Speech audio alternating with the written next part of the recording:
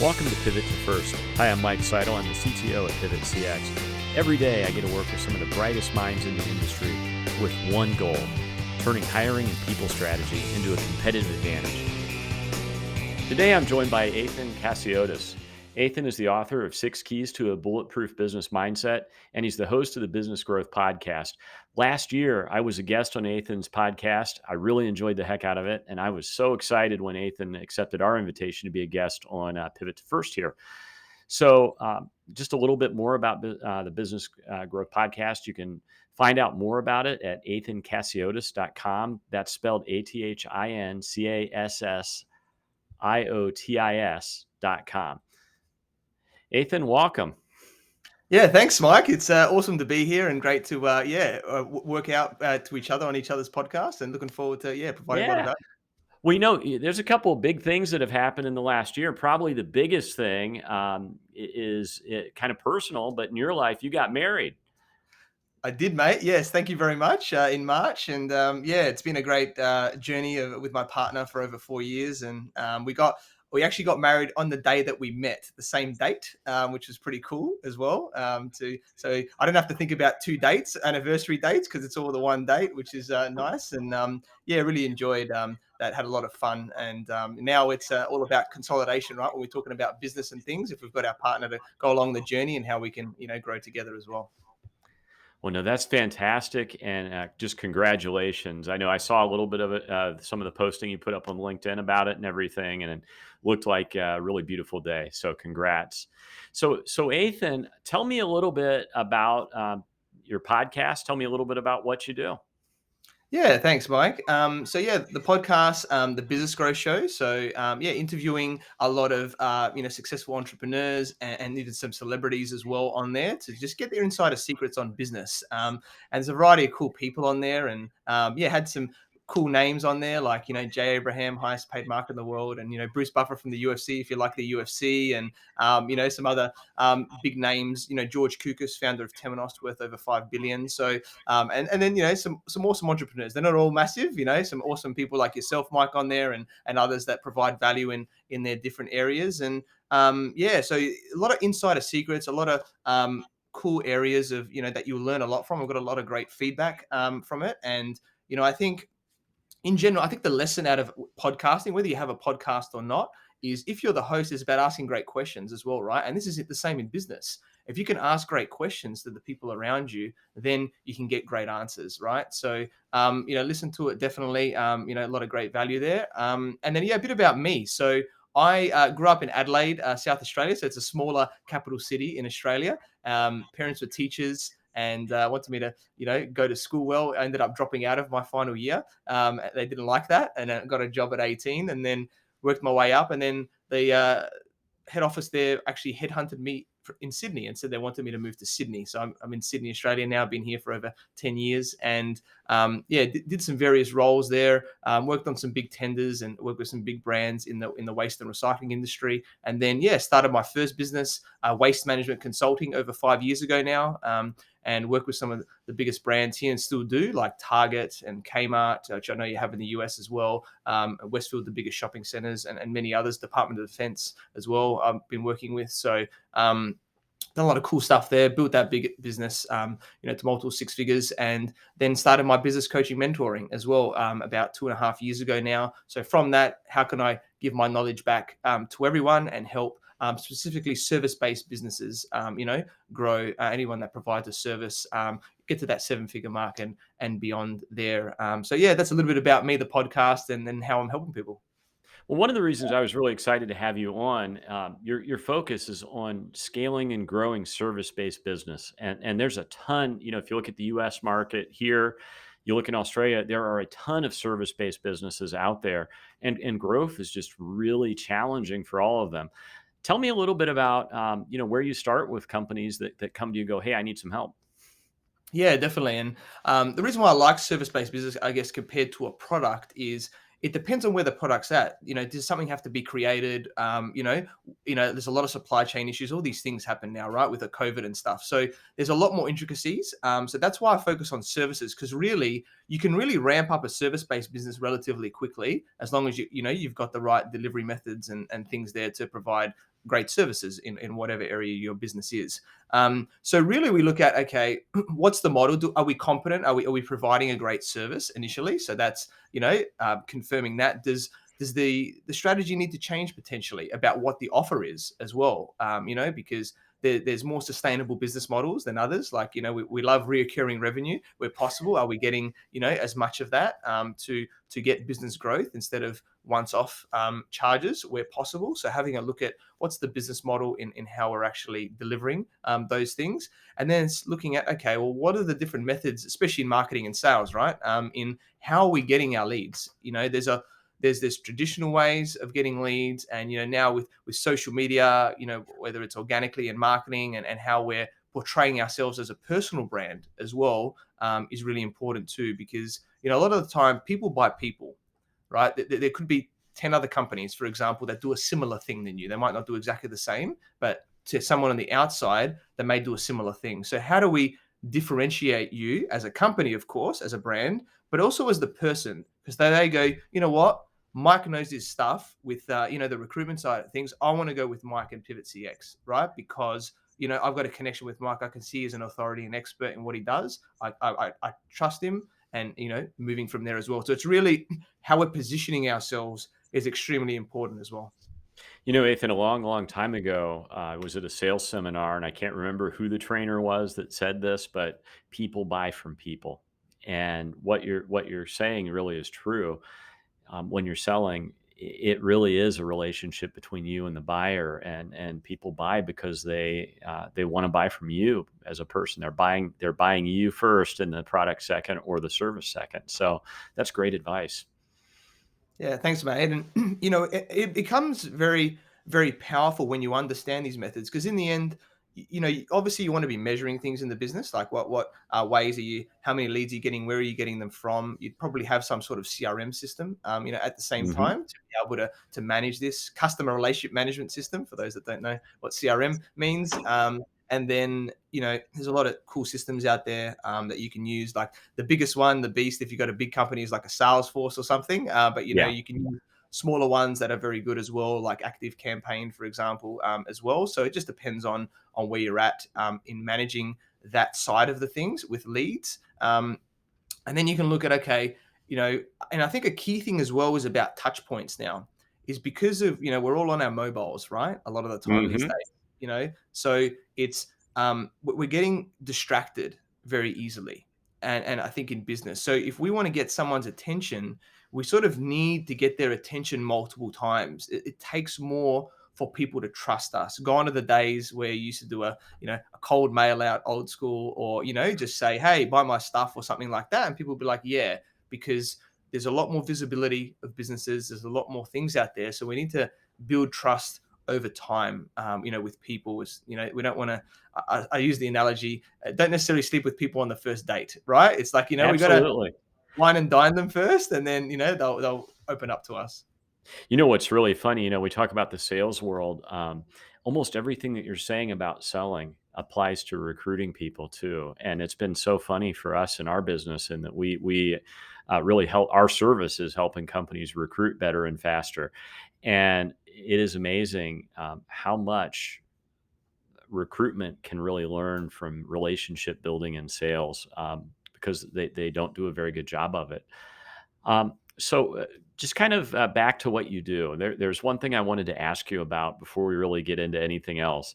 And when I look at your podcast, listen to your podcast, when I look at your website, the word mindset comes up over and over. Why is that so important?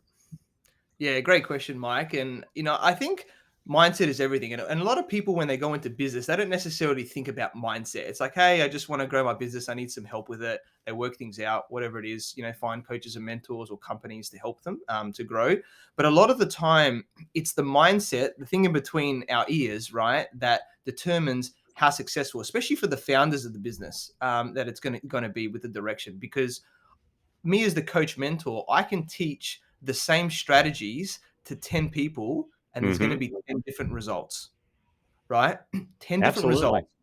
And the reason is most of the time because of their mindset, because they've got some sort of limiting beliefs, or there's something that's holding them back because their parents brought them up a particular way and had these beliefs that the parents probably don't even realize. Or maybe it's, people now are telling them, oh, that won't work, or something like that in their friends, that's around them even. So, even the people you hang around comes into this at the same time, right? Because, we've all probably had, some negative influences or something, right, in our life, in our friends where, people complain and things like that. So it's really, being understanding what are those beliefs. And I think if I use Rich Dad Poor Dad as a book, right, which a lot of people have probably read by Robert Kiyosaki, his the thing about money, for example, was like lack of money.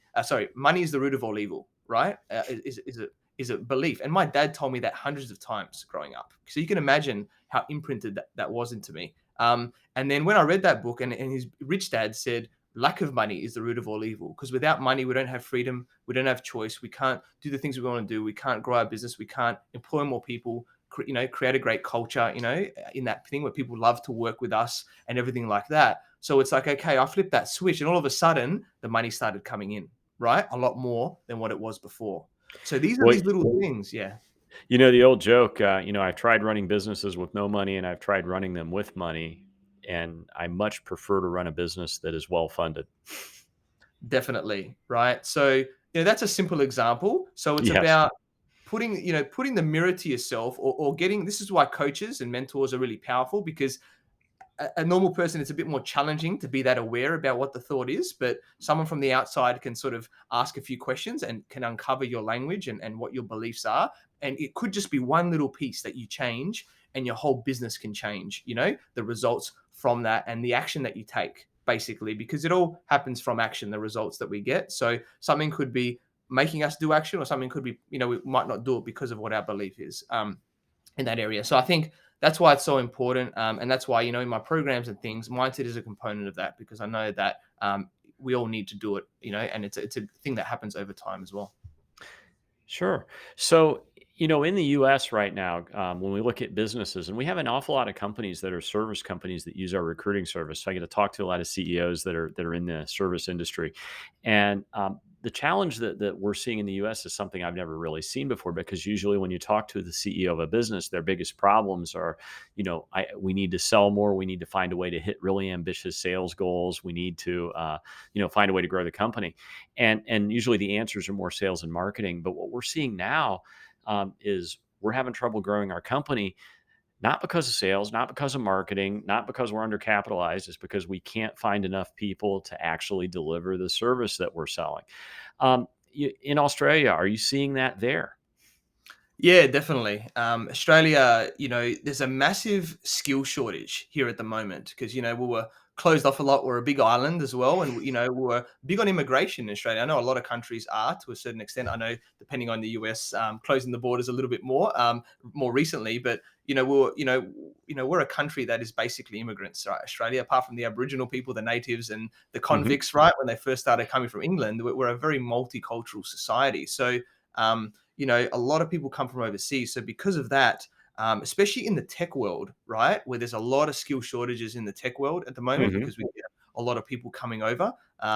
People are needing, hundreds of people in just one company, in some of these big companies I know at the moment, in tech roles, whether it's development or other areas like that. That's just one example. But, it's challenging to find good people. Number one, the skill shortage definitely is a big one. I think in general, there's that great resignation thing that's sort of, going around a little bit, on the internet, where people are going, well, am I really enjoying what I'm doing right now? And, or, am I, what is important for people? I think you need to understand in business, because the working from home thing happened right during COVID, and some people liked it, some people didn't like it, some people want a bit of a hybrid, they want a bit of flexibility. So I think in the world as well is understanding what, your employees currently want, and also, in the recruitment side of things, what do they want? What is your direction on that? Are you flexible? Do you always want people in the office? Being really clear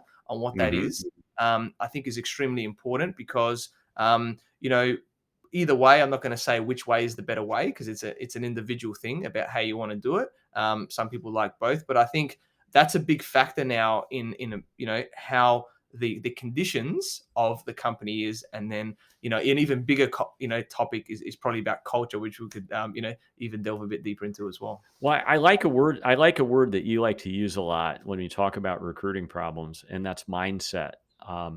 The reason I say that is when you look at now versus a year ago, 2 years ago, 3 years ago, we have a skill shortage, which means if you're wanting to recruit and actually fill jobs, you may have to change your mindset around what a qualified candidate is. You might have to make some adjustments, and maybe put a better system in place for training and hire people that maybe are less qualified than they were 3 4 years ago.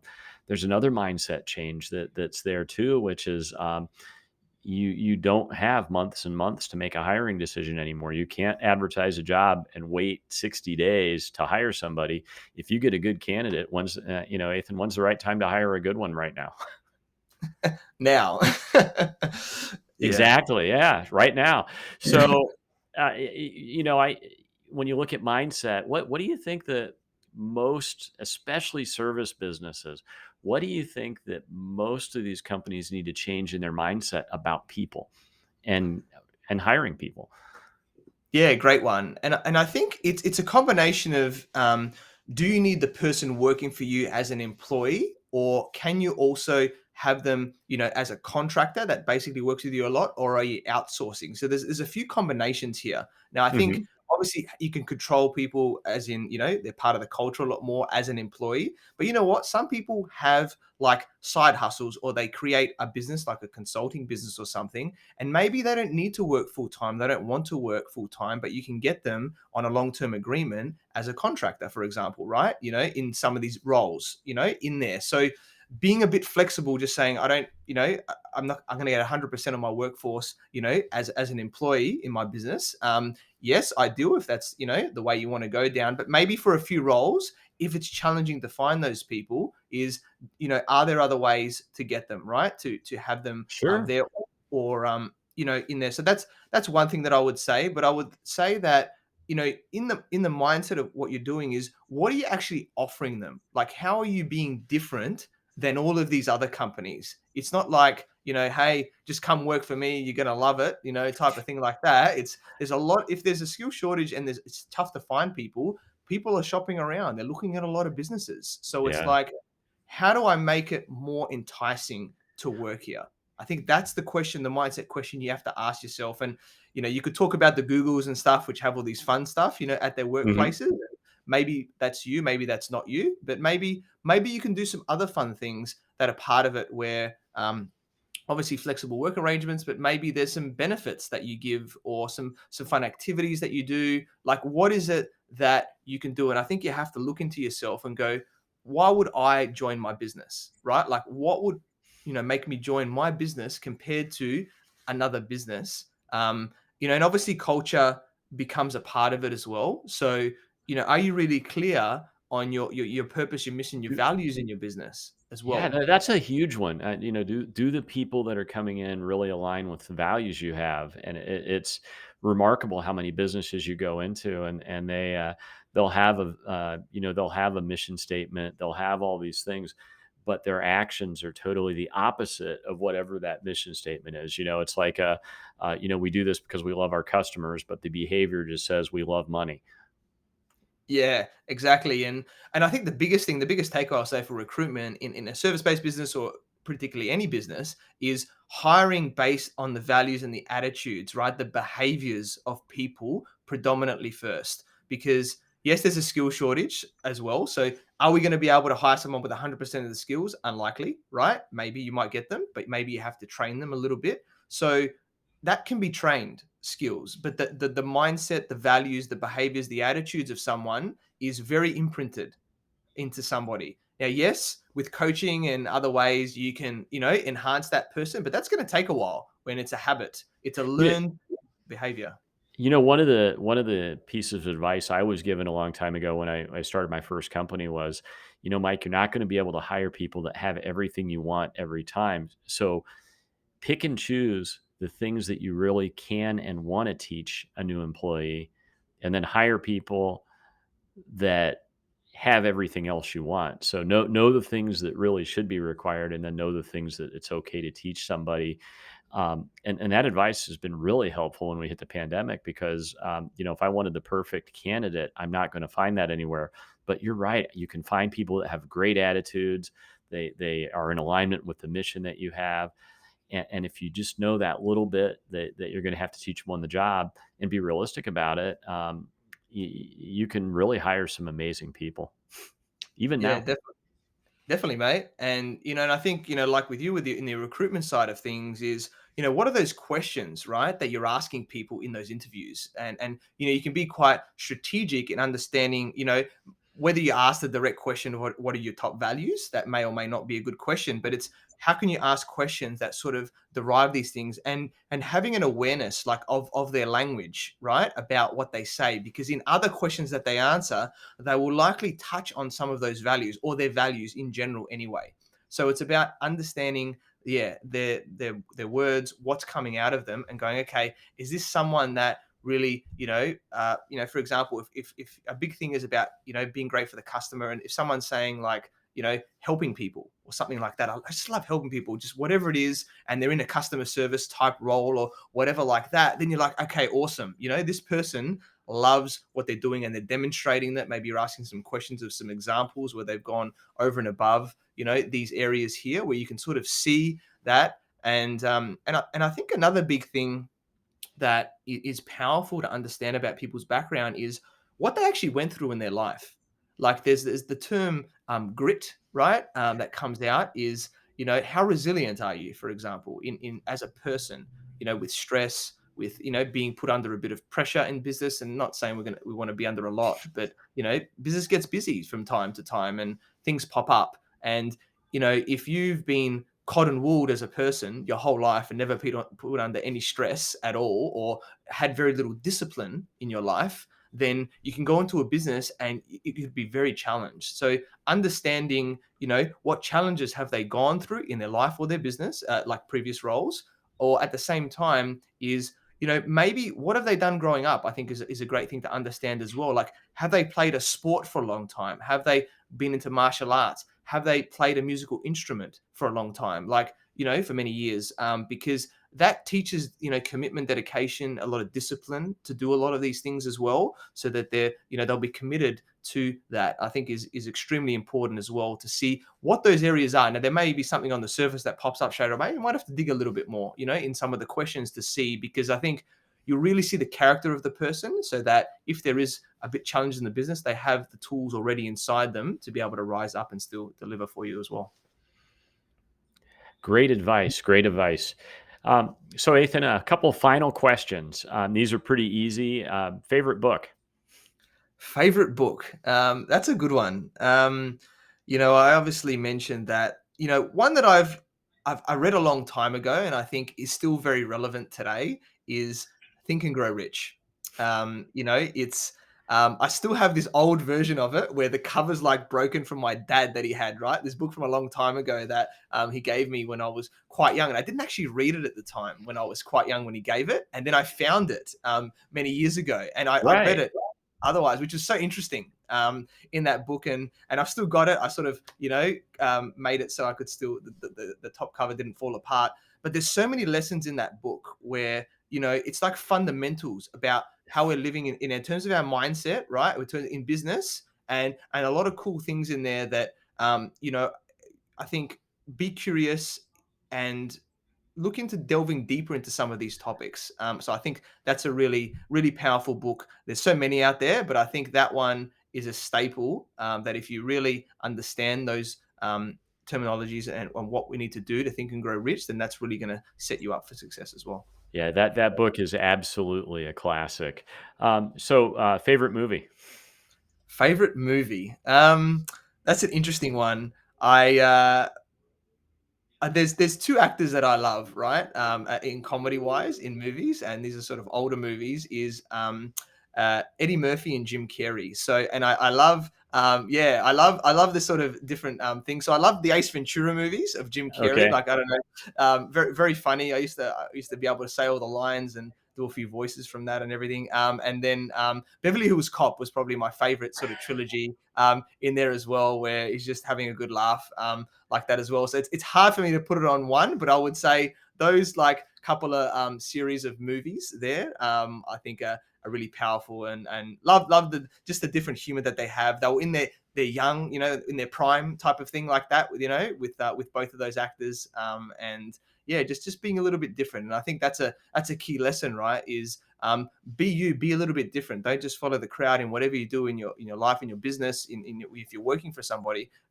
Be you, and I think that's what's going to stick out when people connect with you in relationships and everything like that, right? In anything, and that's going to help you to succeed even further. That's really funny you bring up BU, because so many people forget, that in business they all try to put on it's like they're trying to wear a plastic shell or something. And the truth is, no matter what you do in business, if you be yourself, you will be a lot more successful than if you try to be someone else. Just it doesn't work the other way. Definitely, mate. Completely agree with all of that as well. Yeah, yeah, absolutely. So, is there anything else that you'd like to share with the audience? Yeah, I would say that, whatever you're doing, obviously, if you're in business, or you're maybe you're wanting to work for someone, because not everyone's built to be an entrepreneur these days. People can be entrepreneurs, like innovate within a business, or maybe you just want to work for someone. Whatever you're at there, I think always have a mindset for growth. Is how can I improve myself over time, and have that as a high value in what you do. And we all really want to grow, because there's the saying, if we're not growing, we're dying, right? In some respect, if we're being too comfortable, then we're going backwards to an extent. So put yourself in uncomfortable situations. Maybe you haven't done something completely before, whether it's speaking on a podcast, whether it's speaking on a stage, whether it's doing a particular task in a business, whatever it is like that. Put your hand up for that project that maybe you haven't done before, to learn new things if you're within a business. Whatever it is, put yourself in those situations. And then